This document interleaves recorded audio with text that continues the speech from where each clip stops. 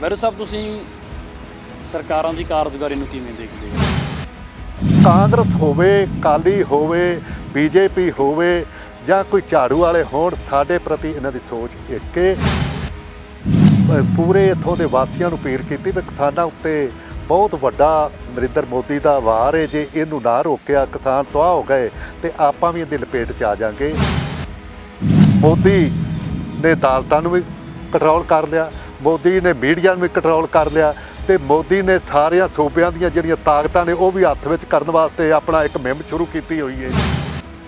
ਆ ਜਿਹੜੇ ਕੇਜਰੀਵਾਲ ਸਾਹਿਬ ਕਹਿੰਦਾ ਵੀ ਮੈਂ ਬੜਾ ਕਿਸਾਨਾਂ ਦਾ ਨੁਮਾਇੰਦਾ, ਬੜਾ ਮੈਂ ਇਮਾਨਦਾਰ ਮੁੱਖ ਮੰਤਰੀ ਹਾਂ, ਉੱਥੇ ਵੋਟਾਂ ਪਾ ਕੇ ਆ ਗਿਆ ਵੀ ਮੈਂ ਖੇਤੀਬਾੜੀ ਵਿਭਾਗ ਦਾ ਇੱਕ ਸਕੱਤਰ ਹਾਂ, ਆਹ ਮੇਰਾ ਨਾਂ ਹੈ, ਆਹ ਮੈਂ ਤੁਹਾਨੂੰ ਪੱਤਰ ਭੇਜ ਰਿਹਾ, ਕਿਰਪਾ ਕਰਕੇ ਮੈਨੂੰ ਆ ਕੇ ਮਿਲੋ। ਇਹ ਮੈਂ ਤੁਹਾਨੂੰ ਨਿੱਜੀ ਸੀਜਤ 'ਚ ਭੇਜ ਰਿਹਾ, ਨਾ ਕਿ ਸਰਕਾਰ ਵੱਲੋਂ, ਤੇ ਮੈਂ ਤੁਹਾਨੂੰ ਕੋਈ ਮੱਤ ਦੇਣੀ ਚਾਹਣਾ ਵਾ। ਅਸੀਂ ਬੜੀ ਹੈਰਾਨੀ ਸਮਝੀ ਵੀ ਕਮਾਲ ਹੋ ਗਈ, ਇਹ ਬੰਦਾ ਕਿੱਧਰੋਂ ਆ ਗਿਆ। ਸਾਡੇ 40 ਸਾਲ ਹੋ ਗਏ ਕਿਸਾਨ ਅੰਦੋਲਨ ਦੇ ਵਿੱਚ, ਅਸੀਂ ਹੁਣ ਤੱਕ ਮੋਦੀ ਦੇ ਇਹ ਵਾਰ ਕਿਸਾਨ ਤਬਾਹੀ ਕਰਨ ਵਾਲੇ ਅਸੀਂ ਸਮਝ ਨਹੀਂ ਸਕੇ। ਅਸੀਂ ਉੱਥੋਂ ਰੱਦ ਕੀਤਾ ਔਰ ਮੋਦੀ ਨੂੰ ਖਬਰਦਾਰ ਕੀਤਾ ਕਿ ਇਹੋ ਜਿਹੇ ਅਧਿਕਾਰੀਆਂ ਦੇ ਨੱਥ ਪਾਓ, ਇਹ ਦੇਸ਼ ਨੂੰ ਹੋਰ ਵੀ ਦੂਜੇ ਪਾਸੇ ਲਿਜਾਣਾ ਚਾਹੁੰਦੇ ਨੇ। ਸਾਨੂੰ ਸ਼ੱਕ ਹੈ ਵੀ ਜਿਹੜੀ ਰਿਟ ਕਰਾਈ ਸਾਡੇ ਇੱਕ ਮੈਂਬਰ ਤੋਂ ਸੁਪਰੀਮ ਕੋਰਟ, ਉਹ ਵੀ ਕੋਈ ਚਾਲ ਹੋਵੇਗੀ। ਸਾਡੇ ਉੱਤੇ ਬਹੁਤ ਖੇਤੀ ਨੂੰ ਤਬਾਹ ਕਰਨ ਵਾਲੇ, ਖੇਤੀ ਜ਼ਮੀਨਾਂ 'ਤੇ ਕਬਜ਼ੇ ਕਰਵਾਉਣ ਵਾਲੇ 3 ਆਰਡੀਨੈਂਸ ਜਿਹੜੇ ਲਿਆਂਦੇ, ਜਦੋਂ ਇਹ ਆਏ ਅਸੀਂ ਪੜ੍ਹੇ, ਮੀਡੀਆ 'ਚ ਛਪੇ ਤੇ ਪੂਰੇ ਦੇਸ਼ ਵਿੱਚ ਕਿਸਾਨਾਂ ਵਿੱਚ ਖਲਬਲੀ ਮਚ ਗਈ ਵੀ ਪਤਾ ਨਹੀਂ ਹੁਣ ਸਾਨੂੰ ਕੀ ਬਣੇਗਾ। ਸਾਨੂੰ ਸਾਹਸ ਹੋ ਗਿਆ ਕਿਸਾਨ ਭਾਈਚਾਰੇ ਵੱਲੋਂ ਵੀ ਤੁਸੀਂ ਇਕੱਲੇ ਕੁਝ ਨਹੀਂ ਕਰ ਸਕਦੇ, ਭਾਵੇਂ ਕੋਈ ਵੱਡੀ ਜਥੇਬੰਦੀ ਭਾਵੇਂ ਛੋਟੀ, ਵੀ ਤੁਸੀਂ ਸਿਰ ਜੋੜ ਕੇ ਬੈਠੋ। ਇਸ ਬੰਦ ਨੂੰ ਵੇਖ ਕੇ ਲੋਕਾਂ ਦੀਆਂ ਭਾਵਨਾਵਾਂ ਮੁਤਾਬਕ ਦੇਸ਼ ਦਾ ਪ੍ਰਧਾਨ ਮੰਤਰੀ ਸਾਨੂੰ ਬੁਲਾਵੇਗਾ, ਬੁਲਾਇਆ ਨਹੀਂ ਵੀ ਇਸ ਪਾਸੇ ਜਾਓਗੇ ਦੇਸ਼ ਤਬਾਹ ਹੋ ਜਾਏਗਾ, ਕਿਸਾਨ ਤਬਾਹ ਹੋ ਜਾਏਗਾ, ਇਹ ਘਾਟੇ ਦਾ ਸੌਦਾ ਹੈ। ਖੁੱਲ੍ਹੀ ਮਾਰਕੀਟ ਲੈ ਕੇ ਆਓਗੇ, ਅਮਰੀਕਾ ਦਾ ਫਾਰਮੂਲਾ ਲੈ ਕੇ ਆਓਗੇ ਤਾਂ ਦੇਸ਼ ਵਿੱਚ ਨਹੀਂ ਚੱਲਣਾ ਸਿਸਟਮ ਤੁਹਾਡਾ।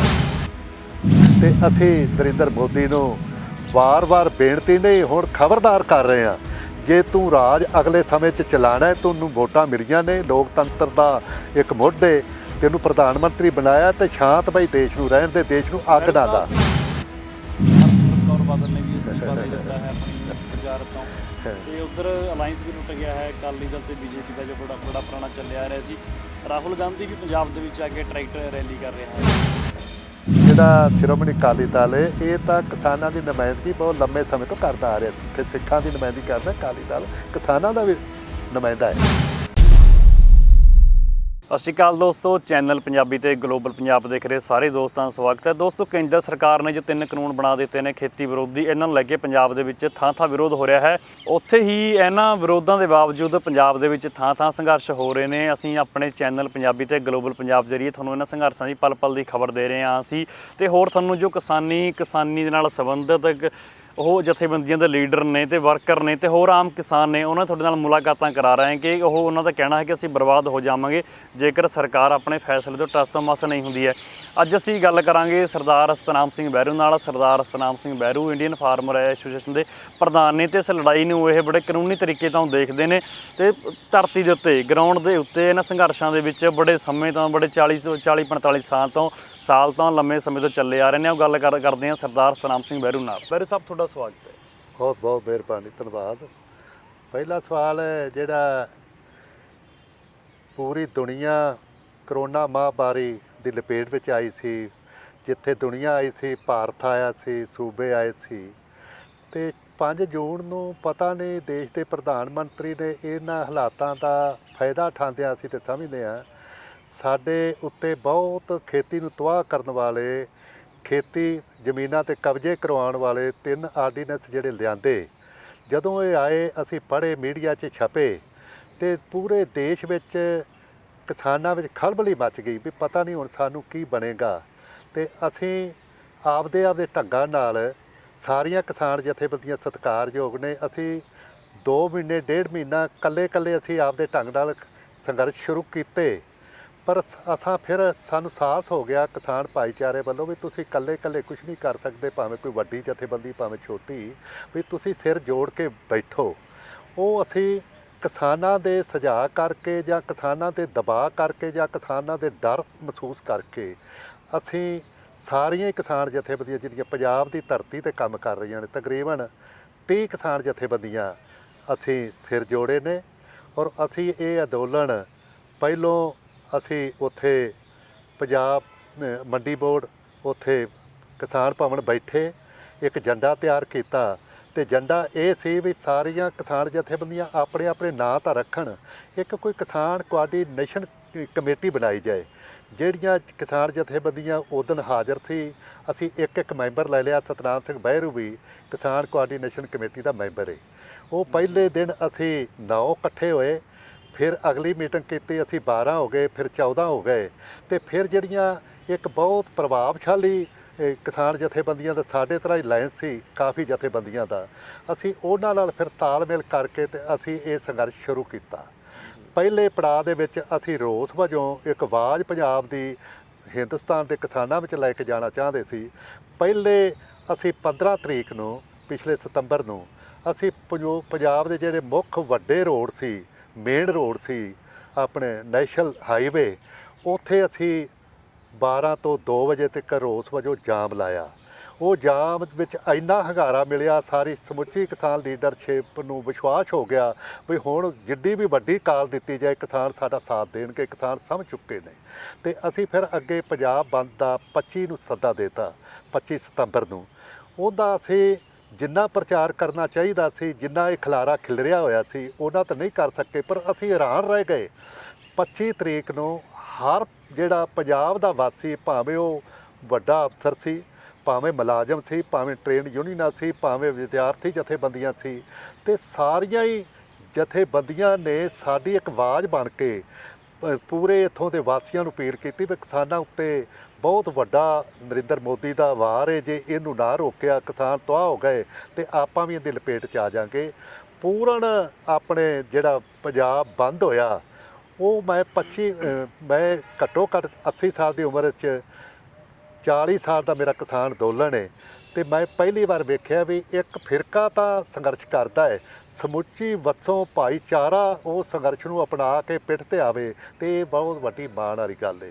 ਤੇ ਅਸੀਂ ਸਮਝਦੇ ਸੀ ਵੀ ਇਹ ਪੂਰਨ ਜਿਹੜਾ ਪੰਜਾਬ ਬੰਦ ਹੋਇਆ 25 ਨੂੰ, ਇਸ ਬੰਦ ਨੂੰ ਵੇਖ ਕੇ ਲੋਕਾਂ ਦੀਆਂ ਭਾਵਨਾਵਾਂ ਮੁਤਾਬਕ ਦੇਸ਼ ਦਾ ਪ੍ਰਧਾਨ ਮੰਤਰੀ ਸਾਨੂੰ ਬੁਲਾਵੇਗਾ, ਬੁਲਾਇਆ ਨਹੀਂ।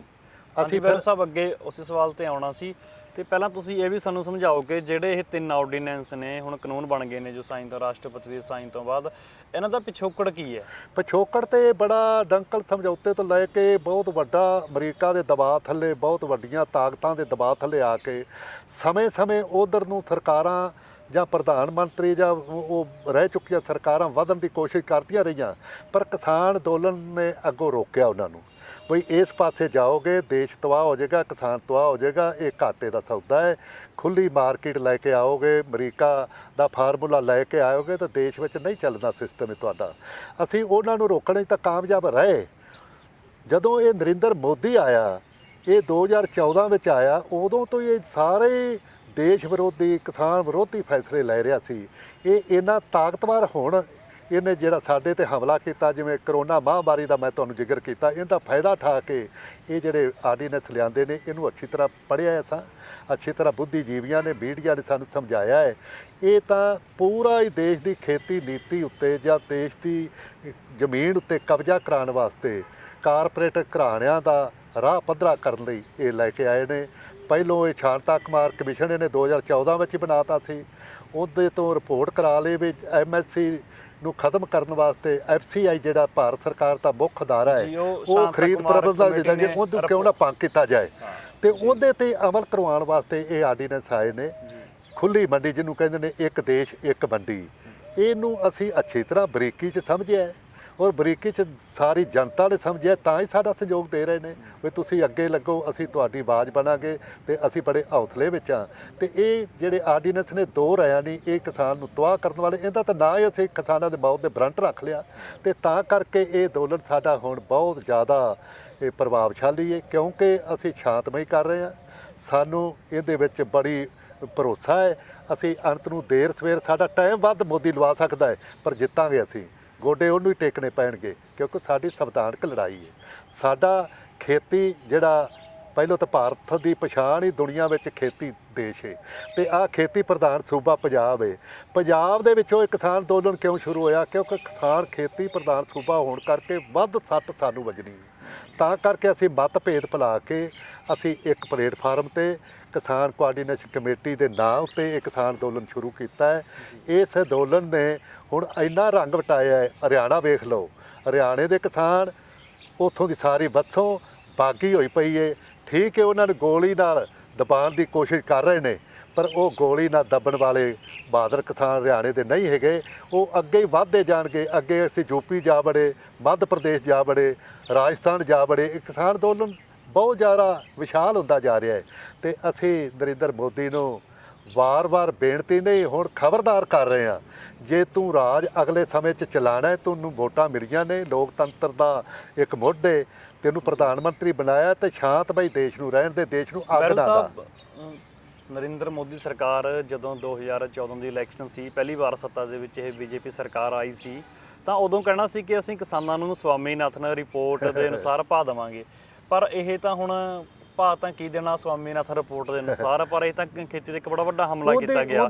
ਸਾਨੂੰ ਇੱਕ ਤਾਂ ਸਵਾਮੀਨਾਥਨ ਰਿਪੋਰਟ ਦੇ ਪਿਛੋਕੜ ਬਾਰੇ ਤੇ ਉਹ ਸਰਕਾਰ ਉਸ ਸਟੈਂਡ ਤੇ ਕਿਉਂ ਨਹੀਂ ਖੜੀ, ਇਸ ਬਾਰੇ ਸਾਨੂੰ ਵਿਸਥਾਰ ਨਾਲ ਦੱਸੋ। ਨਹੀਂ, ਇਹ ਤਾਂ ਸਵਾਮੀਨਾਥਨ ਬਹੁਤ ਇੱਕ ਵਿਸ਼ਾਲ ਬੰਦਾ ਹੈ, ਆਰਥਿਕ ਵਿਗਿਆਨੀ ਹੈ, ਦੁਨੀਆ ਦਾ ਮੰਨਿਆ ਪ੍ਰਮੰਨਿਆ ਬੰਦਾ ਹੈ। ਦੇਸ਼ ਦੀ ਖੇਤੀ ਨੀਤੀ ਵਿਗਿਆਨਕ ਢੰਗ ਨਾਲ ਭਾਵੇਂ ਕਿਸੇ ਦੀ ਵੀ ਸਰਕਾਰ ਸੈਂਟਰ 'ਚ ਰਹੀ, ਕਿਸੇ ਨੇ ਸਾਨੂੰ ਦੇਸ਼ ਦੀ ਖੇਤੀ ਨੀਤੀ ਵਿਗਿਆਨਕ ਢੰਗ ਨਾਲ ਨਹੀਂ ਦਿੱਤੀ। ਅਸੀਂ ਇਸੇ ਤਰ੍ਹਾਂ ਅੰਦੋਲਨ 2004 ਵਿੱਚ ਲੜਿਆ, ਪੂਰੇ ਦੇਸ਼ ਦੇ ਕਿਸਾਨਾਂ ਨੇ ਲੜਿਆ। ਬਹੁਤ ਗੁੱਸੇ ਵਾਲਾ ਅੰਦੋਲਨ ਸੀ ਤੇ ਉਹ ਸਾਡੇ ਕਿਸਾਨ ਅੰਦੋਲਨ ਦੇ ਵਿੱਚੋਂ ਸਵਾਮੀਨਾਥਨ ਕਮਿਸ਼ਨ ਨਿਕਲਿਆ। ਡਾਕਟਰ ਮਨਮੋਹਨ ਸਿੰਘ ਦੇਸ਼ ਦਾ ਪ੍ਰਧਾਨ ਮੰਤਰੀ ਸੀ, ਉਹਨੇ ਕਮਿਸ਼ਨ ਇਹ ਬਣਾਇਆ ਤੇ ਉਸ ਕਮਿਸ਼ਨ ਨੇ ਸਰ ਛੋਟੂ ਰਾਮ ਤੋਂ ਪਿੱਛੋਂ ਜੇ ਇਮਾਨਦਾਰੀ ਨਾਲ ਕਿਸਾਨ ਦੀ ਗੱਲ ਕੀਤੀ, ਉਹ ਖੇਤਾਂ ਵਿੱਚ ਗਿਆ, ਯੂਨੀਵਰਸਿਟੀ ਦੇ ਮਾਹਿਰਾਂ ਕੋਲ ਰਿਪੋਰਟ ਇਕੱਠੀ ਕੀਤੀ ਤੇ ਉਹਨੇ 5 ਜਿਲਦਾਂ ਦੇ ਵਿੱਚ ਰਿਪੋਰਟ 2006 ਵਿੱਚ ਦੇ ਦਿੱਤੀ ਸੀ। 2006 ਵਿੱਚ ਜਦੋਂ ਰਿਪੋਰਟ ਆਈ, ਹੋਣਾ ਤੇ ਇਹ ਚਾਹੀਦਾ ਸੀ। ਉਹਨੇ ਲਿਖਿਆ ਹੈ, ਪਹਿਲੀਆਂ ਲਾਈਨਾਂ 'ਚ ਲਿਖਿਆ ਹੈ, ਜੇ ਦੇਸ਼ ਨੂੰ ਤੇ ਕਿਸਾਨ ਨੂੰ ਬਚਾਉਣਾ ਦੇਰ ਹੋ ਜੂਗੀ, ਇਹਨਾਂ ਦਾ ਖੂਨ ਬਹੁਤ ਨਿਚੋੜਿਆ ਗਿਆ, ਇਹ ਦੇਰ ਸਵੇਰ ਇਹਨੂੰ ਹੁਣ ਲੇਟ ਤਾਂ ਕਰੋ, ਤੁਰੰਤ ਇਹਨੂੰ ਲਾਗੂ ਹੋਣਾ ਚਾਹੀਦਾ ਹੈ। ਲਾਗੂ ਕਰਨ ਦੀ ਬਜਾਏ ਡਾਕਟਰ ਮਨਮੋਹਨ ਸਿੰਘ ਨੇ ਉਹਨੂੰ ਦੱਬ ਲਿਆ। ਅਸੀਂ ਫਿਰ 2007 ਵਿੱਚ ਕੁਛ ਐਮਪੀਆਂ ਨੂੰ ਮਿਲ ਕੇ ਪਾਰਲੀਮੈਂਟ 'ਚ ਰੌਲਾ ਪਵਾਇਆ ਤੇ ਫਿਰ ਦੇਸ਼ ਦੇ ਪ੍ਰਧਾਨ ਮੰਤਰੀ ਨੇ ਉਸ ਵੱਡੀ ਪੰਚਾਇਤ ਵਿੱਚ ਵਾਅਦਾ ਕੀਤਾ, ਮੇਰੀ ਸਰਕਾਰ ਨੂੰ 6 ਮਹੀਨੇ ਦਾ ਮੌਕਾ ਦਿਓ, ਮੈਂ ਇਹਨੂੰ ਲਾਗੂ ਕਰਾਂਗਾ। ਪਰ ਪ੍ਰਣਾਲਾ ਉੱਥੇ ਦਾ ਉੱਥੇ ਹੀ ਰਿਹਾ।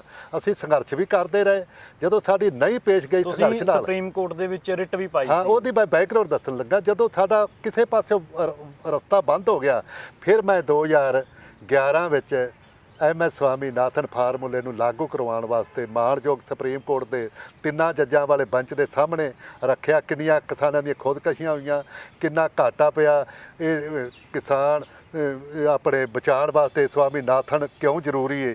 ਉਹ ਜਦੋਂ ਮੈਂ ਰਿਪੋਰਟ ਸਾਹਮਣੇ ਰੱਖੀ ਤਾਂ ਜੱਜਾਂ ਨੇ ਸਾਡੀ ਗੱਲ ਨੂੰ ਮੰਨ ਕੇ ਮਨਜ਼ੂਰ ਕਰ ਲਈ ਔਰ ਕੇਂਦਰ ਸਰਕਾਰ ਨੂੰ ਕਾਨੂੰਨ ਦੇ ਕਟਹਿੜੇ ਵਿੱਚ ਖੜਾ ਕਰ ਲਿਆ। ਇਹਦੇ ਵਿੱਚ ਅਸੀਂ ਕਾਮਯਾਬ ਹੋ ਗਏ ਔਰ ਬਹੁਤ ਉਹਦੀ ਇੰਨੀ ਭੂਮਿਕਾ ਵੱਜੀ ਮੀਡੀਆ ਦੇ ਵਿੱਚ, ਮੀਡੀਆ ਨੇ ਸਾਡਾ ਸਾਥ ਦਿੱਤਾ, ਇੰਨੀ ਹਾਈਲਾਈਟ ਹੋ ਗਈ।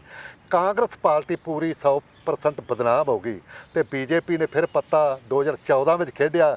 ਕਿਸਾਨੋ, ਜਿਹੜਾ ਮਨਮੋਹਨ ਸਿੰਘ ਨੇ ਕੰਮ ਨਹੀਂ ਕੀਤਾ, ਸੋਨੀਆ ਨੇ ਕੰਮ ਨਹੀਂ ਕੀਤਾ, ਸਾਨੂੰ ਵੋਟਾਂ ਪਾਓ, ਅਸੀਂ ਤੁਹਾਡਾ ਕੰਮ ਕਰਾਂਗੇ।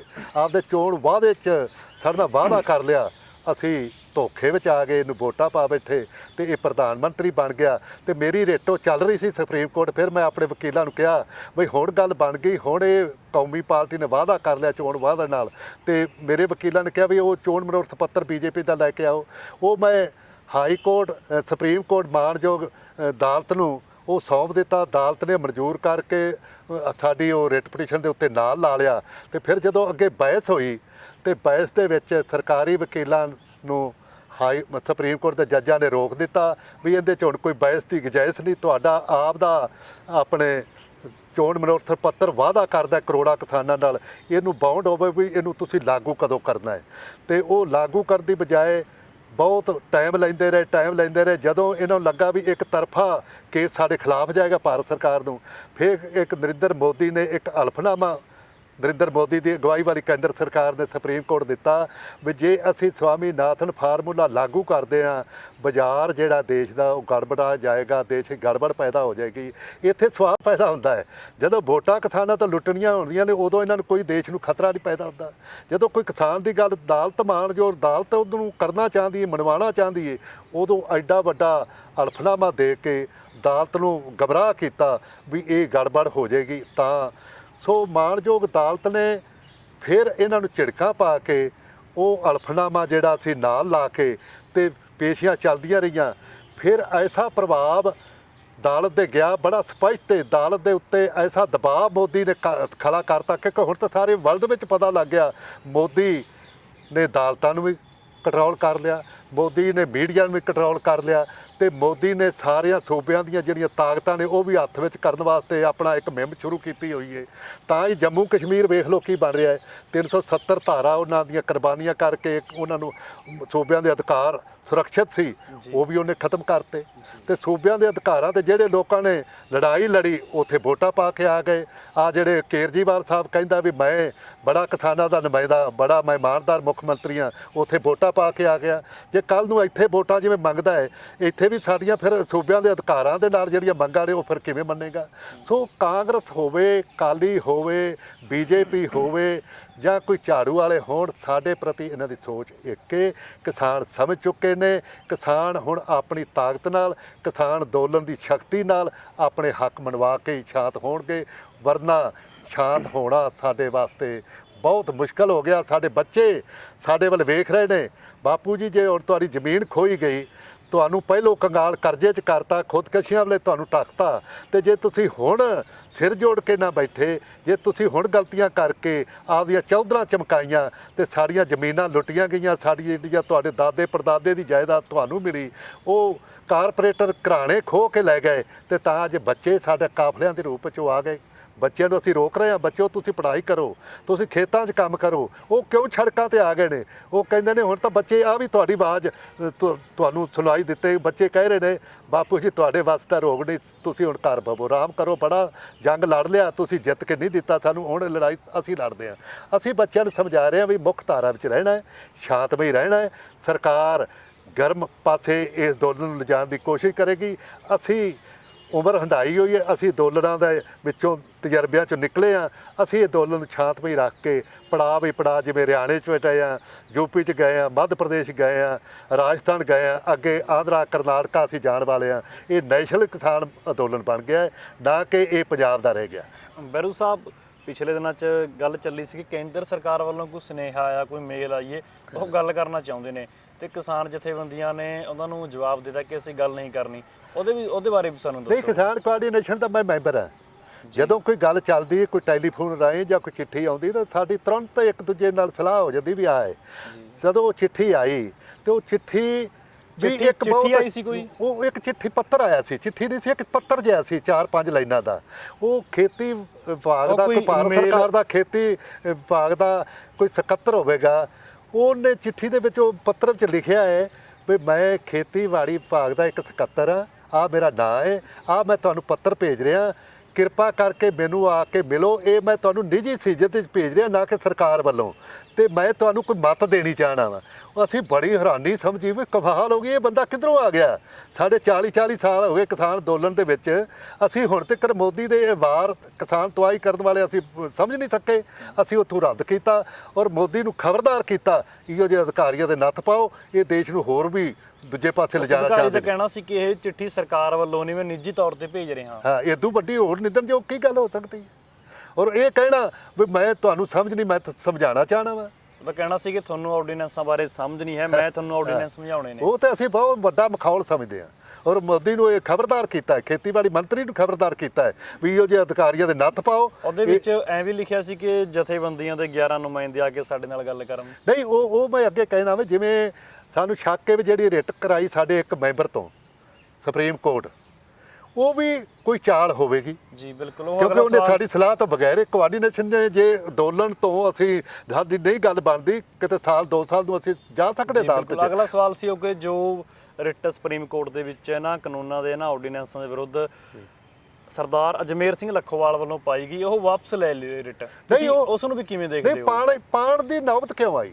ਹਾਲੇ ਤਾਂ ਦੋਨੋਂ ਸ਼ੁਰੂ ਹੋਏ, ਉਹ ਸਾਡਾ ਮੈਂਬਰ ਹੈ, ਬਜ਼ੁਰਗ ਬੰਦਾ ਸੀ। ਅਜਮੇਰ ਸਿੰਘ ਲੱਖੋਵਾਲ ਵੱਲੋਂ ਤੁਹਾਡੇ ਨਾਲ ਕੋਈ ਸਲਾਹ ਮਸ਼ਵਰਾ ਵੀ ਨਹੀਂ ਕੀਤਾ ਨਾ ਗਿਆ? ਬਿਲਕੁਲ 31 ਮੈਂਬਰਾਂ ਨੇ ਕੋਈ ਸਲਾਹ ਨਹੀਂ ਕੀਤਾ, ਉਸ ਨੀਤ ਤੇ ਸਾਨੂੰ ਸ਼ੱਕ ਹੈ, ਤਾਂ ਅਸੀਂ ਉਹਨੂੰ ਤਲਬਿਆ। ਹੁਣ ਉਹ ਰਿਟ ਵਾਪਸ ਲੈ ਲਈ ਉਹਨਾਂ ਨੇ? ਨਹੀਂ, ਉਹ ਵਾਪਸ ਲਈ ਨਾ ਲਈ, ਪਰ ਉਹਨੇ ਸਾਰਾ ਉਹਦਾ ਕੈਡਰ ਹੀ ਨਾਰਾਜ਼ ਹੋ ਗਿਆ। ਸਾਨੂੰ ਤਾਂ ਨਾਰਾਜ਼ਗੀ ਕਰਨ ਦੀ ਲੋੜ ਹੀ ਨਹੀਂ, ਸਾਰੇ ਲੋਕ ਉਹਨੂੰ ਛੱਡ ਗਏ।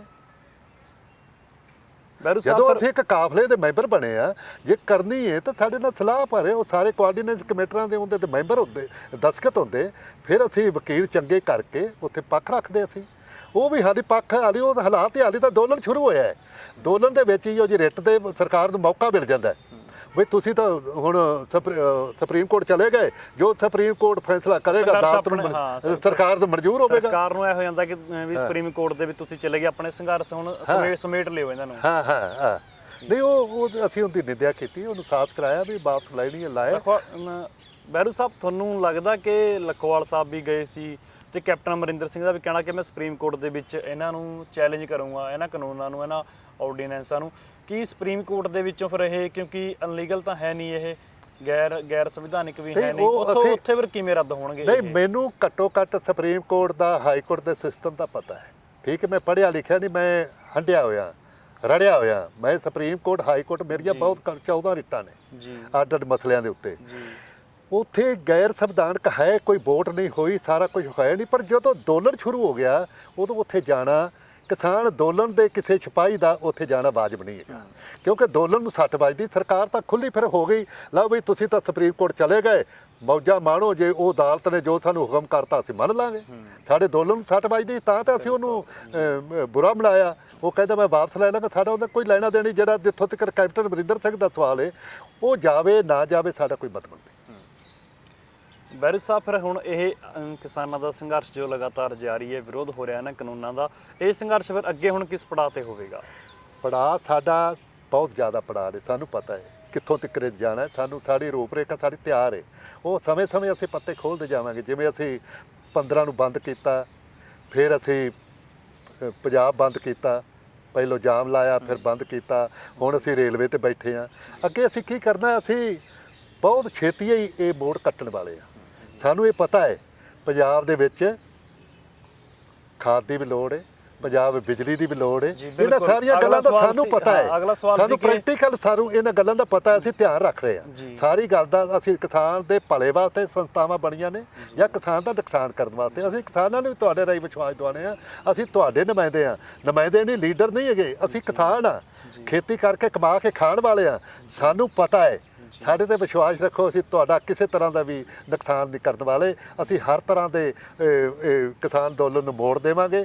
ਜਿੱਧਰ ਨੂੰ ਸਰਕਾਰ ਸਾਨੂੰ ਲੈ ਕੇ ਜਾਵੇਗੀ, ਅਸੀਂ ਉੱਧਰ ਨੂੰ ਜਾਣ ਨੂੰ ਤਿਆਰ ਹਾਂ। ਜੀ ਬਹਿਰੂ ਸਾਹਿਬ, ਇਹੀ ਹੈ ਕਿ ਕਿਸਾਨ ਰੇਲ ਲਾਈਨਾਂ 'ਤੇ ਬੈਠੇ ਨੇ, ਅਖਬਾਰਾਂ ਦੇ ਵਿੱਚ ਹੁਣ ਚੱਲਦਾ ਕਿ ਖਾਦ ਦੀ ਵੀ ਘਾਟ ਹੈ ਅਤੇ ਬਿਜਲੀ ਕੋਲੇ ਦੀ ਵੀ ਦਿੱਕਤ ਆ ਸਕਦੀ ਹੈ, ਉਹਦੇ ਬਾਰੇ ਵੀ ਤੁਸੀਂ ਫਿਰ ਫੈਸਲਾ ਲਿਓਗੇ? ਨਹੀਂ, ਉਹ ਤਾਂ ਮੈਂ ਦੱਸ ਦਿੱਤਾ, ਸਾਨੂੰ ਸਾਰਾ ਪਤਾ ਹੈ। ਸਾਨੂੰ ਬਿਜਲੀ ਦਾ ਪਤਾ ਹੈ, ਬਿਜਲੀ ਸਾਡੇ ਵਾਸਤੇ ਹੈ, ਖੇਤਾਂ ਨੂੰ ਪਾਲਣ ਵਾਸਤੇ ਹੈ, ਖਾਦ ਬਜਾਈ ਵਾਸਤੇ ਹੈ, ਬਾਰਦਾਨਾ ਸਾਡੇ ਵਾਸਤੇ ਹੈ, ਜੀਰੀ ਨੂੰ ਸਾਂਭਣ ਵਾਸਤੇ। ਇਹਨਾਂ ਗੱਲਾਂ ਦਾ ਸਾਨੂੰ ਪਤਾ ਹੈ, ਪਰ ਅਸੀਂ ਇਹੋ ਜਿਹੇ ਹਾਲਾਤ ਨਹੀਂ ਪੈਦਾ ਹੋਣ ਦਿਆਂਗੇ ਵੀ ਜੋ ਕੋਈ ਇੱਥੇ ਕੋਈ ਜਿਨ੍ਹਾਂ ਦੀ ਅਸੀਂ ਨੁਮਾਇੰਦਗੀ ਕਰਦੇ ਉਹਨਾਂ ਨੂੰ ਕਿਸੇ ਤਰ੍ਹਾਂ ਦੀ ਤਕਲੀਫ ਆਵੇ। ਬਹਿਰੂ ਸਾਹਿਬ, ਤੁਸੀਂ ਸਰਕਾਰਾਂ ਦੀ ਕਾਰਜਕਾਰੀ ਨੂੰ ਕਿਵੇਂ ਦੇਖਦੇ ਹੋ? ਸਰਕਾਰਾਂ ਦੀ ਹਰਸਿਮਰਤ ਕੌਰ ਬਾਦਲ ਨੇ ਵੀ ਅਸਤੀਫਾ ਦੇ ਦਿੱਤਾ ਹੈ ਆਪਣੀ ਵਜ਼ਾਰਤ ਤੋਂ, ਤੇ ਉਧਰ ਅਲਾਈਅੰਸ ਵੀ ਟੁੱਟ ਗਿਆ ਹੈ ਅਕਾਲੀ ਦਲ ਤੇ ਬੀਜੇਪੀ ਦਾ, ਜੋ ਬੜਾ ਪੁਰਾਣਾ ਚੱਲਿਆ ਆ ਰਿਹਾ ਸੀ। ਰਾਹੁਲ ਗਾਂਧੀ ਵੀ ਪੰਜਾਬ ਦੇ ਵਿੱਚ ਆ ਕੇ ਟਰੈਕਟਰ ਰੈਲੀ ਕਰ ਰਿਹਾ ਹੈ। ਚਲੋ ਇੱਕ ਦੀ ਗੱਲ ਕਰ ਲਈਏ ਪਹਿਲਾਂ, ਜਿਹੜਾ ਸ਼੍ਰੋਮਣੀ ਅਕਾਲੀ ਦਲ ਹੈ ਇਹ ਤਾਂ ਕਿਸਾਨਾਂ ਦੀ ਨੁਮਾਇੰਦਗੀ ਬਹੁਤ ਲੰਮੇ ਸਮੇਂ ਤੋਂ ਕਰਦਾ ਆ ਰਿਹਾ ਸੀ। ਸਿੱਖਾਂ ਦੀ ਨੁਮਾਇੰਦਗੀ ਕਰਦਾ ਅਕਾਲੀ ਦਲ, ਕਿਸਾਨਾਂ ਦਾ ਵੀ ਨੁਮਾਇੰਦਾ ਹੈ। ਪਰ ਦੁੱਖ ਉਦੋਂ ਹੁੰਦਾ ਸਾਨੂੰ ਜਦੋਂ ਕਿਸਾਨਾਂ ਨੂੰ ਇਕੱਲੇ ਛੱਡ ਕੇ ਕੇਂਦਰ ਸਰਕਾਰ ਨਾਲ ਖਲੋ ਗਿਆ। ਜਦੋਂ ਆਰਡੀਨੈਂਸ ਆਏ 5 ਜੂਨ ਨੂੰ, ਉਦੋਂ ਫਰਜ਼ ਚਾਹੀਦਾ ਸੀ ਵੀ ਉਹ ਹਰਸਿਮਰਤ ਕੌਰ ਬਾਦਲ ਉੱਥੇ ਸਹਿਮਤੀ ਨਾ ਦਿੰਦੀ, ਉੱਥੇ ਦਸਤਖਤ ਨਾ ਕਰਦੀ। ਉਹਨਾਂ ਨੇ ਦਸਤਖਤ ਕਰਕੇ ਫਿਰ 2.5 ਮਹੀਨੇ 5 ਜੂਨ ਤੋਂ ਲੈ ਕੇ 15 ਸਤੰਬਰ ਤੱਕ ਉਹਨਾਂ ਦੀ ਵਕਾਲਤ ਕਰਦੇ ਰਹੇ। ਬਾਦਲ ਸਾਹਿਬ ਮੁੱਖ ਅਕਾਲੀ ਦਲ ਦਾ ਪ੍ਰਧਾਨ, ਔਰ ਉਹਨਾਂ ਦੀ ਸਾਰਾ ਅਫਲਾ ਗੈਲਾ ਸਾਰਾ ਹੀ ਕਰਦੇ ਰਹੇ ਵੀ ਕਿਸਾਨ ਪੱਖੀ ਹੈ, ਇਹ ਤਾਂ ਕਿਸਾਨ ਘਬਰਾਹ ਹੋਏ ਨੇ, ਇਹਨਾਂ ਨੂੰ ਚੁੱਕਿਆ ਗਿਆ ਹੈ। ਅਸੀਂ ਉਦੋਂ ਤੋਂ ਉਹਨਾਂ ਨੂੰ ਮਿੰਨਤਾਂ ਕਰਦੇ ਰਹੇ ਵੀ ਇਹਨੂੰ ਚੰਗੀ ਤਰ੍ਹਾਂ ਪੜ੍ਹ ਲਓ, ਤੁਸੀਂ ਘਬਰਾਹ ਹੋਏ ਹੋ, ਤੁਸੀਂ ਉਹਦਾ ਮੋਦੀ ਦੇ ਆਪਣੇ ਚੇਲੇ ਨਾ ਬਣੋ, ਤੁਸੀਂ ਕਿਸਾਨਾਂ ਦੇ ਸੇਵਾਦਾਰ ਬਣੋ। ਕਿਸਾਨ ਤੁਹਾਨੂੰ 5-5 ਵੇਰਾ ਸਰਕਾਰਾਂ ਦਿੱਤੀਆਂ ਨੇ ਪੰਜਾਬ ਦੇ ਕਿਸਾਨਾਂ ਨੇ, ਤੁਸੀਂ ਇਹਨੂੰ ਚੰਗੀ ਤਰ੍ਹਾਂ ਪੜ੍ਹ ਲਓ। ਪਰ ਇੱਥੋਂ ਤੱਕ ਜਦੋਂ ਸੁਖਬੀਰ ਬਾਦਲ ਦੀ ਵਾਹ ਨਾ ਚੱਲੀ, ਫਿਰ ਬਾਬਾ ਬੋੜ, ਜਿਹਨੂੰ ਆਪਾਂ ਸਰਦਾਰ ਪ੍ਰਕਾਸ਼ ਸਿੰਘ ਬਾਦਲ ਆਣੇ ਆ, ਜਿਹਨੂੰ 5 ਵਾਰ ਮੁੱਖ ਮੰਤਰੀ ਬਣਾਇਆ, ਉਹਨੇ ਵੀ ਸਾਨੂੰ ਕਹਿਤਾ ਉਹ ਕਿਸਾਨੋਂ ਸਮਝ ਜਾਓ ਤੁਸੀਂ ਗਵਾਹ ਹੋਏ ਹੋ। ਪਰ ਅੱਜ ਸਾਨੂੰ ਮਾਣ ਹੈ ਪੰਜਾਬ ਦੇ ਲੋਕਾਂ ਤੇ, ਉਹਨਾਂ ਨੂੰ ਵੀ ਸਾਥ ਕਰਾਤਾ ਹੈ ਵੀ ਤੁਸੀਂ ਗਲਤ ਹੋ, ਕਿਸਾਨ ਲੀਡਰ ਠੀਕ ਨੇ, ਕਿਸਾਨ ਠੀਕ ਨੇ, ਤੁਸੀਂ ਜੇ ਜਿਹੜੇ ਪਾਸੇ ਤੁਰੇ ਤੁਹਾਡੇ ਵਾਸਤੇ ਗਲਤ ਹੈ। ਉਹ ਪਹਿਲੋਂ ਹਰਸਿਮਰਤ ਕੌਰ ਨੇ ਰਿਜ਼ਾਈਨ ਦਿੱਤਾ, ਸ਼ਾਇਦ ਕਿਸਾਨ ਸਮਝ ਜਾਣਗੇ। ਫਿਰ ਉਹ ਜਦੋਂ ਗੱਲ ਦੀ ਬੜੀ ਵਾਪਸ ਆ ਗਏ, ਸਾਨੂੰ ਉਹ ਪਤਾ ਹੈ ਉਹ ਉੱਥੇ ਹੀ ਨੇ, ਉੱਥੇ ਹੀ ਨੇ, ਉਹ ਉਹਨਾਂ ਦੇ ਅੰਦਰੋਂ ਤਾਰ ਉੱਥੇ ਹੀ ਹੈ। ਕਿਸਾਨ ਹੁਣ ਬਹੁਤ ਸਾਰਾ ਮੌਕਾ ਅਕਾਲੀ ਦਲ ਨੇ ਗਵਾ ਲਿਆ। ਕਿਸਾਨਾਂ ਦਾ ਜਿਹੜਾ ਵਿਸ਼ਵਾਸ ਸੀ ਉਹ ਚਕਨਾ ਚੂਰ ਕਰ ਬੈਠਾ ਅਕਾਲੀ ਦਲ। ਕੋਈ ਚਮਤਕਾਰ ਅਕਾਲੀ ਦਲ ਵਿਖਾਏਗਾ, ਵਿਸ਼ਵਾਸ ਟੁੱਟਿਆ ਹੋਇਆ ਛੇਤੀ ਛੇਤੀ ਬਹਾਲ ਤਾਂ ਨਹੀਂ ਹੁੰਦਾ। ਪਰ ਜਿਹੜਾ ਕਿਸਾਨ ਖਾਸ ਤੌਰ ਤੇ ਪੰਜਾਬ ਦਾ, ਇਹਦੀ ਤਾਂ ਮਿੱਟੀ ਐਸੀ ਹੈ, ਇਹ ਛੇਤੀ ਛੇਤੀ ਭੁੱਲਦਾ ਨਹੀਂ। ਇਹ ਤਾਂ ਸਦੀਆਂ ਪਰ ਨਹੀਂ, ਜੇ ਕਿਸੇ ਨੇ ਨੁਕਸਾਨ ਕੀਤਾ ਉਹ ਸਦੀਆਂ ਪਰ ਹੀ ਉਹਦਾ ਬਦਲਾ ਲੈਂਦਾ ਹੈ। ਤੇ ਪੰਜਾਬ ਸਰਕਾਰ ਦੀ ਕਾਰਜਕਾਰੀ ਕੈਪਟਨ ਅਮਰਿੰਦਰ ਸਿੰਘ ਦੀ ਸਰਕਾਰ ਦੀ, ਵੇਖੋ ਜਿਹੜੇ ਤੇ ਉਹਨਾਂ ਨੇ ਵਾਅਦਾ ਕੀਤੇ ਸੀ 2017 ਵਿੱਚ, ਉਹਦੇ ਤੇ ਉਹ ਖਰਾ ਨਹੀਂ ਉਤਰਿਆ। ਚਾਹੇ ਕਰਜ਼ੇ ਦਾ ਮਾਮਲਾ ਹੈ, ਚਾਹੇ ਬੇਰੁਜ਼ਗਾਰੀ ਦਾ ਮਸਲਾ ਹੈ, ਨਸ਼ਿਆਂ ਦਾ ਮਾਮਲਾ ਹੈ, ਉਹਦੇ ਤੇ ਉਹ ਪੂਰੀ ਤਰ੍ਹਾਂ ਜੋ ਸਾਡੇ ਨਾਲ ਵਾਅਦੇ ਕੀਤੇ ਉਹ ਨਹੀਂ ਖਰਾ ਉਤਰਿਆ। ਸਿਰਫ ਜਿਹੜਾ ਇਹ ਕਿਸਾਨ ਅੰਦੋਲਨ ਹੈ ਉਹ ਮੈਂ ਸਪਸ਼ਟ ਕਰਨਾ ਚਾਹਣਾ ਵਾਂ, ਜਦੋਂ ਤੋਂ ਇਹ ਕਿਸਾਨ ਅੰਦੋਲਨ ਸ਼ੁਰੂ ਹੋਇਆ ਜਾਂ ਆਰਡੀਨੈਂਸ ਆਏ ਕਿਸਾਨਾਂ ਦੇ ਮੌਤ ਦੇ ਵਿਰੁੱਧ, ਉਦੋਂ ਤੋਂ ਪੰਜਾਬ ਦਾ ਮੁੱਖ ਮੰਤਰੀ, ਜਿਸ ਤਰ੍ਹਾਂ ਅਸੀਂ ਰੌਲਾ ਪਾ ਰਹੇ ਸੀ, ਇਹ ਵੀ ਰੌਲਾ ਪਾ ਰਹੇ ਸੀ ਪੰਜਾਬ ਤਬਾਹ ਹੋ ਜਾਏਗਾ, ਇਹ ਮਾੜੇ ਨੇ। ਪਰ ਕਹਿੰਦੇ ਕਿ ਕਾਹਨ ਸਿੰਘ ਪੰਨੂ ਨੇ ਤਾਂ ਪਹਿਲਾਂ ਹੀ ਰਿਪੋਰਟ ਕਰਤੀ ਸੀ, ਜਦੋਂ ਕਾਹਨ ਸਿੰਘ ਪੰਨੂ ਦੀ ਮੀਟਿੰਗ ਸੀ ਉੱਥੇ, ਵੀ ਮੁੱਖ ਮੰਤਰੀ ਸਾਹਿਬ ਜੋ ਇਹ ਆਰਡੀਨੈਂਸ ਸਾਰੇ ਨੇ ਕਿਸਾਨਾਂ ਨੂੰ ਤਬਾਹ ਕਰ ਦੇਣਗੇ। ਤੇ ਫਿਰ ਨਹੀਂ, ਇਹ ਬੋਲਣ ਲੱਗਿਆ ਤਾਂ ਜਿੱਦਣ ਅਸੀਂ ਪਹਿਲੇ ਦਿਨ ਉੱਥੇ ਚੰਡੀਗੜ੍ਹ ਬੈਠੇ ਹਾਂ 19 ਤਰੀਕ ਨੂੰ, ਪਿਛਲੇ ਮਹੀਨੇ ਦੀ ਨੂੰ, ਅਸੀਂ ਉਦੋਂ ਹੀ ਫਿਰ ਇਹ ਗਿਆ ਵੀ ਜੇ ਤੂੰ ਬੋਲਦਾ ਹੈ, ਫਿਰ ਸਾਡੀ ਇੱਕ ਸਲਾਹ ਹੈ ਤੂੰ ਵਿਧਾਨ ਸਭਾ 'ਚ ਇੱਕ ਮਤਾ ਪਾ, ਤਾਂ ਸਾਡਾ ਵਿਸ਼ਵਾਸ ਹੋਵੇ, ਆਪਾਂ ਇਕੱਠੇ ਚੱਲੀਏ। ਤਾਂ ਕਿ ਅਸੀਂ ਮਤਾ ਵੀ ਤਾਂ ਉਹਦੇ ਮੰਗਿਆ ਕਿਉਂਕਿ ਉਹਨੇ ਜਦੋਂ ਪੰਨੂ ਬੋਲਿਆ, ਉਹਨੇ ਫਿਰ ਕਿਸਾਨ ਲੀਡਰਾਂ ਨੂੰ ਸਾਰਾ ਸੱਦਿਆ ਵੀ ਆਪਾਂ ਕਿਹੋ ਜਿਹੀ ਲੜਾਈ, ਕਿਹੋ ਜਿਹਾ ਮੁਕਾਬਲਾ ਮੋਦੀ ਦਾ ਕਰੀਏ, ਇਹਨਾਂ ਨੂੰ ਕਿਵੇਂ ਰੋਕਿਆ ਜਾਏ। ਤੇ ਅਸੀਂ ਕਿਹਾ ਵੀ ਜੇ ਤੂੰ ਸਾਡੀ ਆਵਾਜ਼ ਬਣਨਾ ਹੈ, ਅਸੀਂ ਤੇਰੇ ਪਿੱਛੇ ਲੱਗਣ ਨੂੰ ਤਿਆਰ ਹਾਂ। ਜੇ ਤੂੰ ਸਾਡੇ ਪਿੱਛੇ ਲੱਗਣ ਨੂੰ ਤਿਆਰ ਹੈ ਤਾਂ ਆਪਾਂ ਲੜਾਈ ਇਕੱਠੀ ਲੜੀਏ, ਕਿਉਂਕਿ ਤੈਨੂੰ ਵੋਟਾਂ ਪੰਜਾਬ ਦੇ ਕਿਸਾਨਾਂ ਨੇ ਪਾਈਆਂ, ਤੂੰ ਮੁੱਖ ਮੰਤਰੀ ਹੈ, ਸਾਡੇ ਇਕੱਠੀ ਲੜਾਈ ਆਪਾਂ ਰਲ ਕੇ ਲੜੀਏ। ਪਰ ਫਿਰ ਜਦੋਂ ਸਾਨੂੰ ਜਾਪਿਆ ਵੀ ਇਹ ਗੱਲਾਂ ਤੇ ਕਰਦਾ ਹੈ ਪਰ ਇਹਨੂੰ ਅਮਲ ਵਿੱਚ ਲਿਆਈਏ, ਫਿਰ ਅਸੀਂ ਅਪੀਲ ਕੀਤੀ ਪ੍ਰੈਸ ਰਾਹੀਂ, ਅਸੀਂ ਅਪੀਲ ਕੀਤੀ ਵੀ ਸਰਦਾਰ ਅਮਰਿੰਦਰ ਸਿੰਘ ਜੀ, ਕੈਪਟਨ ਸਾਹਿਬ, ਤੁਸੀਂ ਵਿਧਾਨ ਸਭਾ 'ਚ ਮਤਾ ਪਾਓ, 28 ਤਰੀਕ ਨੂੰ ਇੱਥੇ ਬਹਿਣ ਵਾਲਾ ਹੈ, ਅੱਜ 19 ਤਰੀਕ ਅਸੀਂ ਮੀਟਿੰਗ ਕਰਕੇ ਅਸੀਂ ਤੁਹਾਨੂੰ ਸਲਾਹ ਦਿੰਦੇ ਹਾਂ, ਮਤਾ ਪਾਓ। ਇਹਨੇ ਮਤਾ ਪਾਇਆ, ਅਸੀਂ ਉਹਨੂੰ ਚੰਗਾ ਕੀਤਾ, ਸਵਾਗਤ ਵੀ ਕੀਤਾ। ਅਸੀਂ ਇੱਥੋਂ ਤੱਕ ਹੀ ਪ੍ਰੈਸ ਬਿਆਨ ਲਾਤਾ ਬਈ ਐਡੇ ਤਾਕਤਵਰ ਪ੍ਰਧਾਨ ਮੰਤਰੀ ਨਾਲ ਟੱਕਰ ਕੋਈ ਧੜਲੇਦਾਰ ਮੁੱਖ ਮੰਤਰੀ ਹੀ ਲੈ ਸਕਦਾ, ਇਹਨੇ ਮਤਾ ਪਾਇਆ, ਅਸੀਂ ਸਵਾਗਤ ਕੀਤਾ ਹੈ। ਪਰ ਹੁਣ ਥੋੜ੍ਹਾ ਇਹਨੇ ਹੁਣ ਪਿਛਲੇ ਦਿਨੀ ਸਾਨੂੰ ਫਿਰ ਸੱਦਿਆ ਸੀ ਵੀ ਆਓ ਤੁਸੀਂ ਅੰਦੋਲਨਕਾਰੀ ਹੋ, ਪੰਜਾਬ ਬੰਦ ਹੋ ਗਿਆ, ਰੋਡਾਂ ਬੰਦ ਕਰਤੀਆਂ, ਅੱਗੇ ਤੁਸੀਂ ਰੇਲਾਂ ਰੋਕਣ ਜਾ ਰਹੇ ਹੋ, ਮੇਰੇ ਨਾਲ ਬਹਿ ਕੇ ਕੋਈ ਮੈਨੂੰ ਸਲਾਹ ਦਿਓ, ਮੈਂ ਕੀ ਕਰਾਂ, ਤੁਹਾਡੀ ਹੋਰ ਮਦਦ ਕੀ ਕਰਾਂ। ਤੇ ਅਸੀਂ ਫਿਰ ਕਿਸਾਨ ਭਵਨ ਬਹਿ ਕੇ ਹਾਈ ਕੋਰਟ ਦੇ ਸਿਆਣੇ ਵਕੀਲਾਂ ਨੂੰ, ਸੀਨੀਅਰ ਵਕੀਲਾਂ ਨੂੰ ਸੱਦਿਆ ਵੀ ਅਸੀਂ ਪੰਜਾਬ ਦੇ ਮੁੱਖ ਮੰਤਰੀ ਨੂੰ, ਪੰਜਾਬ ਸਰਕਾਰ ਨੂੰ ਕੀ ਸਲਾਹ ਦਈਏ ਵੀ ਪੰਜਾਬ ਸਰਕਾਰ ਉੱਥੇ ਹੁਣ ਕਾਨੂੰਨ ਸ਼ਕਲ ਲੈ ਗਏ, ਆਰਡੀਨੈਂਸ ਕਾਨੂੰਨੀ ਸ਼ਕਲ ਲੈ ਗਏ, ਆਪਣੇ ਬਿੱਲ ਬਣ ਗਏ, ਵੀ ਅਸੀਂ ਕੀ ਸਲਾਹ ਦਈਏ। ਤੇ ਅਸੀਂ ਵਕੀਲਾਂ ਦੀ ਰਾਏ ਲੈ ਕੇ ਫਿਰ ਜਦੋਂ ਸਾਨੂੰ ਅਸੀਂ ਮੀਟਿੰਗ ਗਏ ਤੇ ਅਸੀਂ ਫਿਰ ਉਹਨੇ ਪਹਿਲਾਂ ਤਾਂ ਸਾਨੂੰ ਕਿਹਾ ਵੀ ਤੁਸੀਂ ਜੋ ਸਲਾਹ ਦਿਓਗੇ, ਜੋ ਵਾਜਬ ਹੋਈ, ਮੇਰੇ ਸਾਰੇ ਕਾਨੂੰਨੀ ਸਲਾਹਕਾਰ ਆਏ ਨੇ, ਜਨਰਲ ਐਡਵੋਕੇਟ ਪੰਜਾਬ ਸਰਕਾਰ ਦਾ ਬੈਠਾ ਹੈ, ਤੇ ਅਸੀਂ ਫਿਰ ਉਹਨੂੰ ਸਲਾਹ ਦਿੱਤੀ ਵੀ ਅਸੀਂ ਆਪਦੇ ਕੋਲੋਂ ਨਹੀਂ, ਅਸੀਂ ਵਕੀਲਾਂ ਦੀ ਸਲਾਹ ਲੈ ਕੇ ਆਏ ਹਾਂ। ਆਹ ਸਾਡੇ ਵਕੀਲ ਨੇ, ਆਹ ਕਹਿੰਦੇ ਨੇ ਵੀ ਸੰਵਿਧਾਨ ਦੇ ਵਿੱਚ ਇਹ ਖੇਤੀ ਜਿਹੜਾ ਕਾਰੋਬਾਰ ਹੈ ਇਹ ਸੂਬਿਆਂ ਦਾ ਅਧਿਕਾਰ ਖੇਤਰ 'ਚ, ਜੇ ਕੋਈ ਸੈਂਟਰ ਸਰਕਾਰ ਵੱਡੇ ਫੈਸਲੇ ਕਿਸਾਨਾਂ ਨੂੰ ਤਬਾਹ ਕਰਨ ਵਾਲੇ, ਕਿਸੇ ਸੂਬੇ ਨੂੰ ਨੁਕਸਾਨ ਵਾਲੇ ਨੇ, ਤੇ ਤੂੰ ਵਿਧਾਨ ਸਭਾ 'ਚ ਮਤਾ ਪਾ ਕੇ ਉਹ ਕਾਨੂੰਨਾਂ ਨੂੰ ਰੱਦ ਕਰ ਸਕਣਾ ਔਰ ਇੱਕ ਹੋਰ ਕਾਨੂੰਨ ਬਣਾ ਸਕਦਾ ਜਿਹੜਾ ਆਪਣੇ ਸੂਬੇ ਦੇ ਕਿਸਾਨਾਂ ਦੀ ਰੱਖਿਆ ਕਰਦਾ ਹੋਵੇ। ਉਦੋਂ ਇਹਨੇ ਸਾਡੇ ਨਾਲ ਵਾਅਦਾ ਕੀਤਾ ਸੀ, ਸਾਡੀਆਂ ਦਲੀਲਾਂ ਨਾਲ ਸਹਿਮਤ ਹੋ ਕੇ, ਤੇ ਇਹਨਾਂ ਦੇ ਜਨਰਲ ਸਕੱਤਰ ਦੇ, ਜਨਰਲ ਐਡਵੋਕੇਟ ਨੇ ਵੀ ਸਹਿਮਤੀ ਦਿੱਤੀ ਵੀ ਤੁਸੀਂ ਉਹ ਵਕੀਲ ਸਾਨੂੰ ਬੁਲਾ ਦਿਓ ਤੇ ਅਸੀਂ ਛੇਤੀ ਇਹਦਾ ਢਾਂਚਾ ਬਣਾ ਕੇ ਵਿਧਾਨ ਸਭਾ ਸੈਸ਼ਨ ਬੁਲਾ ਕੇ ਅਸੀਂ ਇਹਦਾ ਵਾਅਦਾ ਕਰਦੇ ਹਾਂ ਅੱਜ ਮੀਡੀਆ ਰਾਹੀਂ ਵੀ ਅਸੀਂ ਇਹਨੂੰ ਪਾਵਾਂਗੇ। ਪਰ ਪਤਾ ਨਹੀਂ ਵਾਹਵਾ ਦਿਨ ਹੋ ਗਏ, ਆਪਣੇ 29 ਤਰੀਕ ਤੋਂ ਅੱਜ ਆਪਾਂ 9 ਤਰੀਕ 'ਚ ਬੈਠੇ ਹਾਂ, 10-12 ਦਿਨ ਹੋ ਗਏ।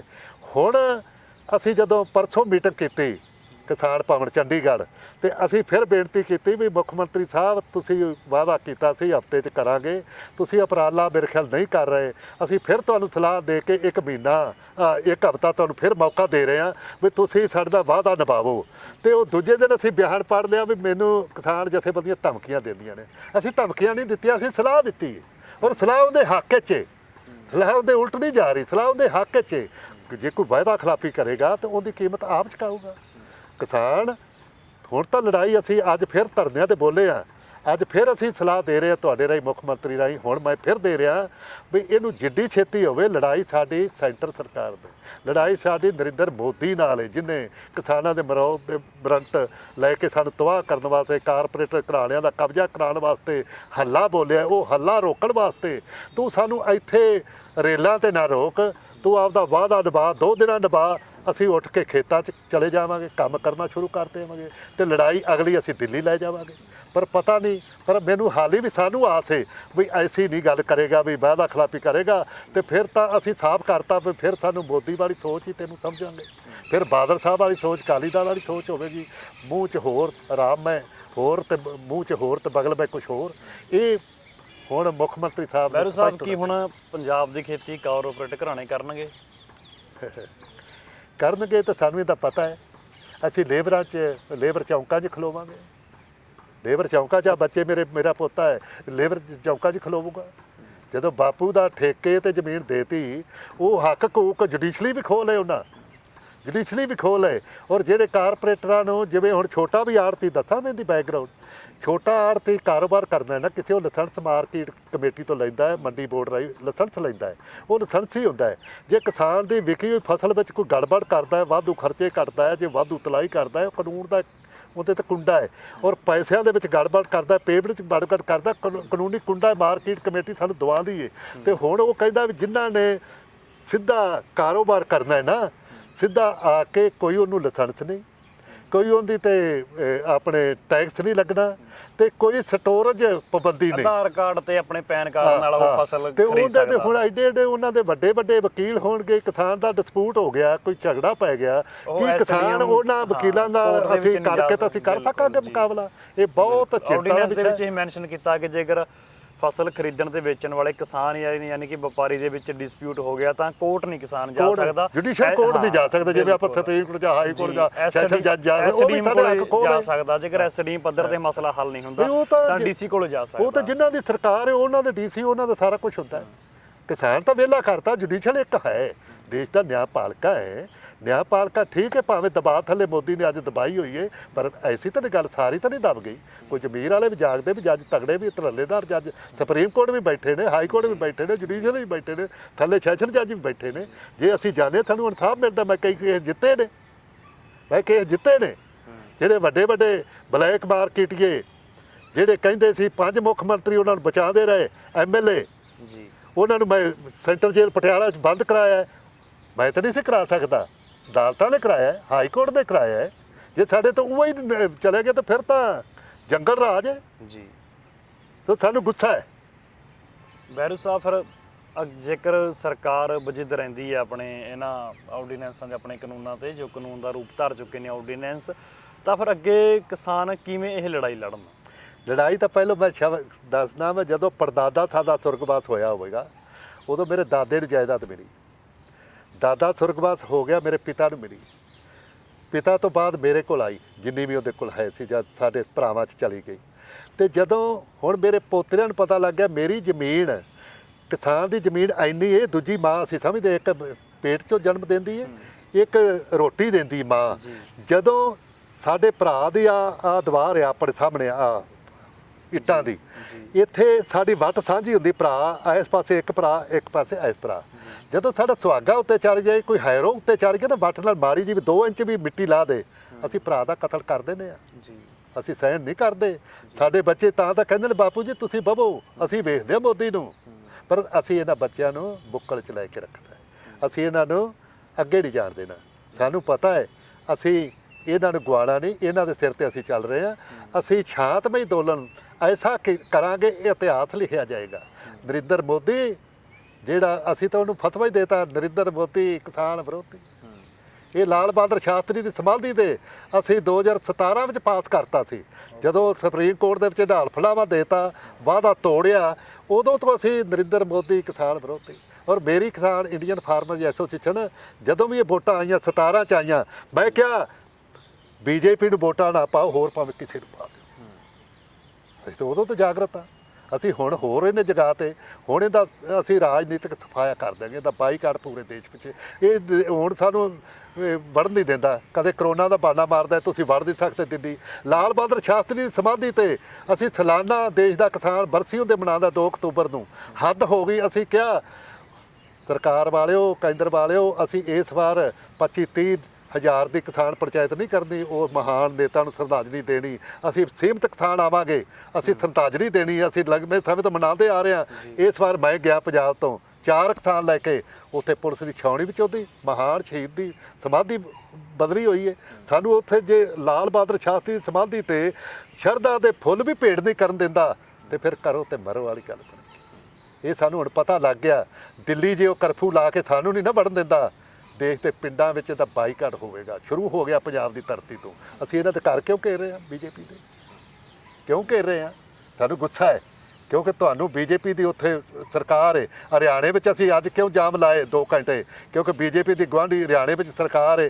ਜੇ ਸਰਕਾਰ ਨੂੰ ਦੇ ਵਿੱਚ ਇੱਕ ਉਪ ਮੁੱਖ ਮੰਤਰੀ ਜਿੰਦਾ ਦਾਦਾ ਪੜਦਾਦਾ ਹਰੀ ਪੱਗ ਬੰਨ੍ਹ ਕੇ ਨੰਦ ਮਾਰਦਾ ਰਿਹਾ ਕੁਰਸੀਆਂ ਦੀਆਂ, ਤੇ ਅੱਜ ਉਹਨੂੰ ਸਰਕਾਰ ਨੂੰ ਲਾਮਾ ਦੇਣ ਗਏ ਉਹਦੇ ਘਰ, ਤੇ ਉੱਥੇ ਡਾਂਗਾ ਨਾ ਭੁੰਨ ਤੇ ਅਥਰੂ ਗੈਸ ਮਾਰਤੇ, ਪਾਣੀ ਦੇ ਵਿਛਾੜਾਂ ਤਾਂ ਆ ਕੇ ਪੱਗਾਂ ਲਾਹਤੀਆਂ ਕਿਸਾਨਾਂ ਦੀਆਂ। ਬੈਰੂ ਸਾਹਿਬ, ਕੋਈ ਸਵਾਲ ਖਾਸ ਸਾਡੇ ਤੋਂ ਪੁੱਛਣਾ ਰਹਿ ਗਿਆ ਹੋਏ ਤੁਸੀਂ ਆਪਣੇ ਵੱਲੋਂ ਕੋਈ? ਨਹੀਂ, ਮੈਂ ਤਾਂ ਸਨਿਵਰ ਬੇਨਤੀ ਕਰਦਾ ਵੀ ਅਸੀਂ ਪਹਿਲਾਂ ਤਾਂ ਜਿੰਨਾ ਇਹ ਅਸੀਂ ਕਿਸਾਨ ਅੰਦੋਲਨ ਸ਼ੁਰੂ ਕੀਤਾ, ਅਸੀਂ ਆਪਦੀ ਲੀਡਰਸ਼ਿਪ ਵੱਲੋਂ ਪਹਿਲੋਂ ਆਪਦੇ ਕਿਸਾਨ ਭਾਈਚਾਰੇ ਨੂੰ ਵਿਸ਼ਵਾਸ ਦਿਵਾਉਣੇ ਆ। ਇੱਕ ਅੱਧਾ ਬੰਦਾ ਆਸੇ-ਪਾਸੇ ਹੋ ਸਕਦਾ ਹੈ, ਕਾਂਗਿਆਰੀ ਹੁੰਦੀ ਹੈ, ਹੋਵੇਗੀ, ਉਹ ਖਤਮ ਹੋ ਜਾਏਗਾ। ਅਸੀਂ ਵਿਸ਼ਵਾਸ ਦਿਵਾਉਣੇ ਆ, ਅਸੀਂ ਤੁਹਾਡੀ ਇਹ ਜੰਗ ਜਿੱਤ ਕੇ ਦਿਆਂਗੇ। ਅਸੀਂ ਸਮੁੱਚੇ ਸ਼ਹਿਰੀਆਂ ਨੂੰ, ਖਾਸ ਤੌਰ ਤੇ ਪੰਜਾਬੀਆਂ ਨੂੰ ਵਧਾਈ ਦਿੰਦੇ ਹਾਂ ਵੀ ਤੁਸੀਂ ਸਾਡਾ ਸਾਥ ਦਿੱਤਾ। ਅਸੀਂ ਤੁਹਾਡੇ ਸਾਨਵੰਦ ਹਾਂ। ਜਦੋਂ ਤੁਹਾਨੂੰ ਕੋਈ ਸਾਡੇ ਲਾਇਕ ਮੌਕਾ ਮਿਲਿਆ ਸੇਵਾ ਸਾਨੂੰ ਕਰਨ ਦਾ, ਅਸੀਂ ਤੁਹਾਡੇ ਉਹ ਨਿਉਂਦਾ ਮੋੜਾਂਗੇ। ਤੁਸੀਂ ਸਾਡਾ ਸਾਥ ਦਿੱਤਾ ਹੈ, ਤੁਸੀਂ ਸਾਡੇ ਬਾਜ ਬਣੇ ਹੋ ਦੇਸ਼ ਦੇ ਵਿੱਚ, ਦੁਨੀਆ ਦੇ ਵਿੱਚ। ਅੱਜ ਦੇਸ਼ ਵਿਦੇਸ਼ ਜਿਹੜੇ ਸਾਡੇ ਪੰਜਾਬੀ ਲੋਕ ਗਏ ਨੇ, ਤੁਹਾਡਾ ਰੋਸ ਉੱਥੇ ਪਹੁੰਚਿਆ ਹੈ, ਉਹ ਸਾਨੂੰ ਅੱਜ ਸਾਡੀ ਤਾਕਤ ਬਣੇ ਨੇ। ਪੰਜਾਬ ਦੇ ਲੋਕ ਜਿਹੜੇ ਦੇਸ਼ ਵਿਦੇਸ਼ ਗਏ ਨੇ, ਇਹ ਜੰਗ ਅਸੀਂ ਜਿੱਤਾਂਗੇ। ਔਰ ਨਰਿੰਦਰ ਮੋਦੀ ਨੂੰ ਫਿਰ ਮੈਂ ਵਾਰਨਿੰਗ ਦੇਣੀ ਚਾਹਣਾ ਵਾ, ਇਹ ਬੰਦਾ ਬਣ ਜਾ। ਇਹ ਜਿਹੜੇ ਤੂੰ ਜਾਰੀ ਕੀਤੇ ਨੇ ਵਾਪਸ ਲੈ ਲੈ, ਤੇ ਕਿਸਾਨਾਂ ਤੋਂ ਮਾਫੀ ਮੰਗ ਲੈ, ਕਿਉਂਕਿ 65% ਤਾਂ ਅਸੀਂ ਆ। 65% ਦੀ ਵਾਧੀ ਅਸੀਂ ਹੈ। ਜੇ ਮਜ਼ਦੂਰਾਂ ਨੂੰ ਨਾਲ ਲਾ ਲਓ, ਕਿਸਾਨ ਮਜ਼ਦੂਰ ਇੱਕ 9 ਮਾਸ ਦਾ ਰਿਸ਼ਤਾ, ਫਿਰ 80% ਆ। ਤੇ ਫਿਰ ਕਿਹੜੇ ਟਾਟੇ ਬਿਰਲੇ ਨੇ ਤੈਨੂੰ ਵੋਟਾਂ ਨਹੀਂ ਪਾਣੀਆਂ? ਵੋਟਾਂ ਤਾਂ ਅਸਾਂ ਪਾਣੀਆਂ ਨੇ। ਆਹ 2-3 ਸਾਲ ਸਾਡੇ ਤੇ ਡਾਂਗ ਵਾਲੇ ਅੱਗੇ, ਤੇ ਫਿਰ ਸਾਡਾ ਮੌਕਾ ਹੋਊਗਾ ਨਾ। ਧੰਨਵਾਦ ਬੈਰੂ ਸਾਹਿਬ, ਤੁਸੀਂ ਬਣੇ ਹੋਏ ਸਾਡੇ ਨਾਲ ਚੈਨਲ ਪੰਜਾਬੀ ਗਲੋਬਲ ਪੰਜਾਬ ਤੇ। ਦੋਸਤੋ, ਇਹ ਸਨ ਸਾਡੇ ਨਾਲ ਸਤਨਾਮ ਸਿੰਘ ਬੈਰੂ, ਜਿਨ੍ਹਾਂ ਨੇ ਤੁਹਾਨੂੰ ਦੱਸਿਆ ਕਿ ਅਸੀਂ ਕੇਂਦਰ ਸਰਕਾਰ ਨੇ ਜੋ ਆਰਡੀਨੈਂਸ ਪਾਸ ਕੀਤੇ ਸੀ, ਜੋ ਹੁਣ ਕਾਨੂੰਨ ਬਣ ਗਏ ਨੇ, ਇਹਨਾਂ ਨੂੰ ਵਾਪਸ ਕਰਾ ਕੇ ਹਟਾਂਗੇ। ਇਹਨਾਂ ਦਾ ਕਹਿਣਾ ਕਿ ਸਵਾਮੀਨਾਥਨ ਦੇ ਰਿਪੋਰਟ ਦਾ ਵਾਅਦਾ ਕੀਤਾ ਗਿਆ ਸੀ, ਪਰ ਹੁਣ ਸਾਡੀ ਤਾਂ MSP ਖੋਣ ਨੂੰ ਫਿਰਦੇ ਨੇ। ਹੋਰ ਵੀ ਤੁਹਾਨੂੰ ਇਹਨਾਂ ਨੇ ਬੜੇ ਕਾਨੂੰਨੀ ਪੱਖਾਂ ਬਾਰੇ ਦੱਸਿਆ ਕਿ ਕਿਵੇਂ ਆਰਡੀਨੈਂਸ ਅਸੀਂ ਰੱਦ ਕਰਾਵਾਂਗੇ। ਤੁਸੀਂ ਬਣੇ ਰਹੋ ਸਾਡੇ ਨਾਲ ਚੈਨਲ ਪੰਜਾਬੀ ਗਲੋਬਲ ਪੰਜਾਬ ਤੇ। ਸ਼ੁਕਰੀਆ। ਸਾਡਾ ਹਰ ਇੱਕ ਪ੍ਰੋਗਰਾਮ ਵੇਖਣ ਤੇ ਸਾਡੇ ਨਾਲ ਜੁੜਨ ਲਈ ਸਬਸਕ੍ਰਾਈਬ ਕਰੋ ਚੈਨਲ ਪੰਜਾਬੀ ਤੇ ਨੋਟੀਫਿਕੇਸ਼ਨ ਲਈ ਬੈਲ ਆਈਕਨ ਵਾਲੇ ਬਟਨ ਤੇ ਕਲਿੱਕ ਕਰੋ।